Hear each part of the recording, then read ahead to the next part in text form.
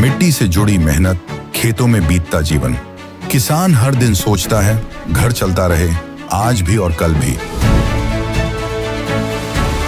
मौसम बदलते हैं, फसलें बदलती हैं, खेती के साथ साथ घर की जिम्मेदारियां भी चलती रहती हैं। भविष्य की इन्हीं जिम्मेदारियों को पूरा करती है एनपीएस, जो किसानों के कल को नया भरोसा और पेंशन की पक्की गारंटी देती है। एनपीएस भारत सरकार के अंतर्गत पीएफआरडीए के द्वारा एक विनियमित योजना है जो किसानों के लिए बुढ़ापे में पेंशन सुनिश्चित करती है।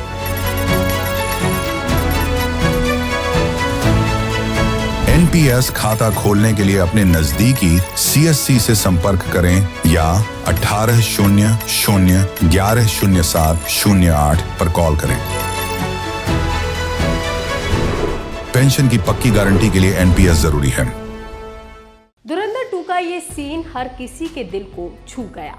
हमजा का मकसद तो पूरा हो गया, लेकिन जसकीरत रांगी कभी अपने घर लौटकर नहीं जा सका।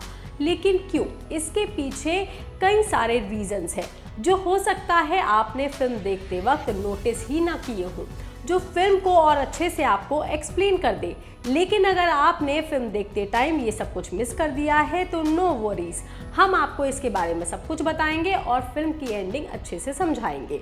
तो ये फिल्म का मोस्ट इमोशनल सीन है जो सबसे आखिर में आता है, जब जसकीरत सिंह रांगी कई सालों के बाद अपनी माँ और अपनी बहन को देखता है और वो अपने घर लौट करके आ जाता है। लेकिन वो अपने घर के अंदर नहीं जा पाता, बस दूर से ही उनको देखता रहता है, क्योंकि जसकीरत ने अपने परिवार को बहुत पहले ही छोड़ दिया था।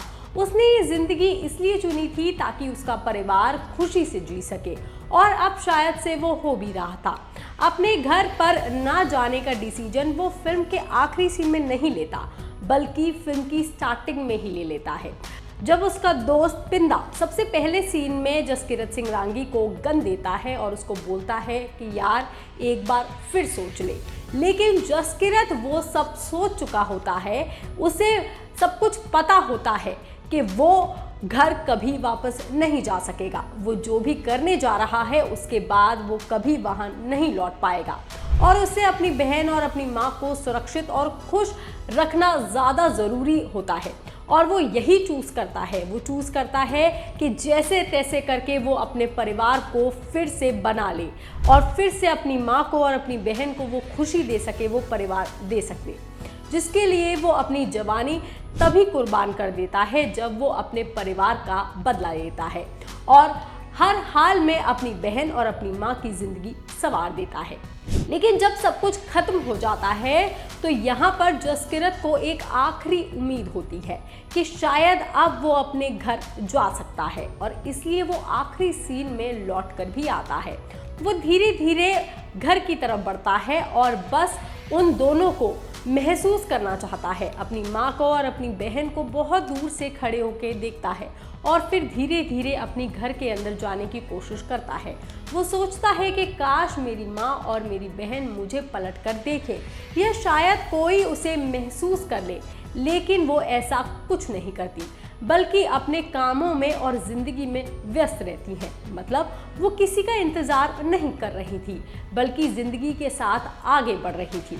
वहीं इस सीन में जसकीरत काफ़ी देर तक अपने घर के बाहर खड़ा रहता है, जो दिखाता है कि कोई उनके घर के सामने इतनी देर से खड़ा होता है और उनका ध्यान तब भी उसके ऊपर नहीं जाता।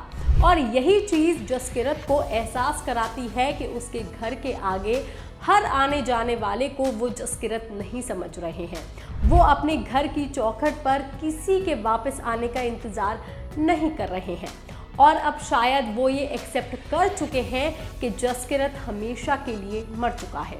और आखिर में यही हम जस्सी को महसूस करते हुए भी देखते हैं कि उनके लिए जसकीरत यानी कि वो खुद मर चुका है। अपने परिवार के लिए वो अब जिंदा नहीं है। उसने जिस चीज़ के लिए अपने आप को कुर्बान किया था उसने वो हासिल भी कर ली है। उसकी माँ अब अपनी ज़िंदगी जी रही है। वो मान चुकी हैं कि उनका बेटा अब कभी वापस नहीं आएगा, और यही जसकीरत सोचता है कि अब यहाँ से चले जाना ही सुकून है, क्योंकि लोग बहुत मुश्किल से आगे बढ़ते हैं, खुश होते हैं। और उसके परिवार ने उसके बिना जीना सीख लिया था। लेकिन अगर वो अचानक से फिर से वापस आ जाएगा तो वो उनके पुराने जख्मों को फिर से खोल देगा। जो लोग मुश्किल से संभले हैं वो फिर से टूट सकते हैं, इसलिए वो खुद ही अपनी खुशी सैक्रिफाइस कर देता है ताकि उसके अपने लोग शांति से जी सके। वहीं कुछ लोग इसे स्पाई मेंटालिटी भी कह रहे हैं, यानी ऐसे लोग जो शैडो में ही जीते हैं, वो अपनी असली जिंदगी में लौट नहीं पाते। उन्हें लगता है कि उनकी दुनिया अब अंधेरे में ही है और रोशनी उनके लिए नहीं है। अब वो अपने घर, अपने परिवार के पास वैसे नहीं जा सकते जैसे वो पहले थे। और जसकीरत के साथ तो ये बहुत पहले ही हो चुका था। वो अपना घर बहुत पहले छोड़ चुका था। उसको पता था कि जब वो अपनी बहन के लिए, अपने परिवार के लिए बदला लेगा, उसके बाद वो अपने घर वापस नहीं जा पाएगा। और उसने ये सब कुछ पहले ही सोच लिया था।